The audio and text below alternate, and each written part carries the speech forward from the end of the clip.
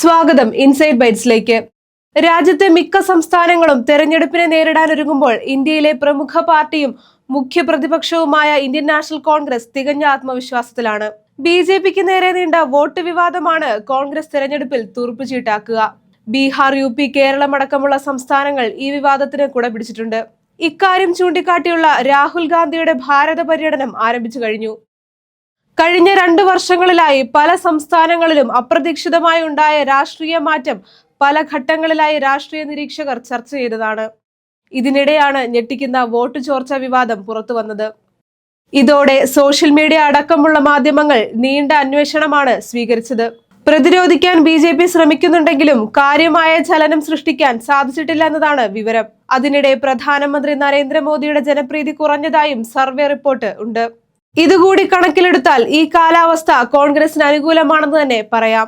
കഴിഞ്ഞ ദിവസം അമിത്ഷാ കേരളത്തിലെത്തി കേരളത്തിലെ BJPയുടെ സ്ഥിതിഗതികൾ നിരീക്ഷിച്ചിരുന്നു. കേരളത്തിലെ രാഹുൽ മാങ്കൂട്ടത്തിൽ വിഷയം പുകയുന്നുണ്ടെങ്കിലും ഇത് കോൺഗ്രസിനെ ബാധിക്കാനിടയില്ലെന്നാണ് പൊതുവെയുള്ള റിപ്പോർട്ട്. നേതാക്കൾ രാഹുലിന്റെ വിഷയത്തിൽ സ്വീകരിച്ച കടുത്ത നടപടിയാണ് കോൺഗ്രസിന് തുണയായിട്ടുള്ളത്.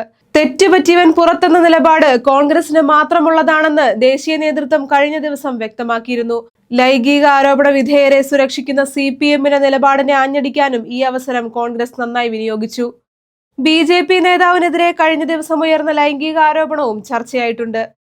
ഇതോടെ കോൺഗ്രസിനെ പ്രതിരോധിക്കാനുള്ള BJP തന്ത്രം പാളിപ്പോയി.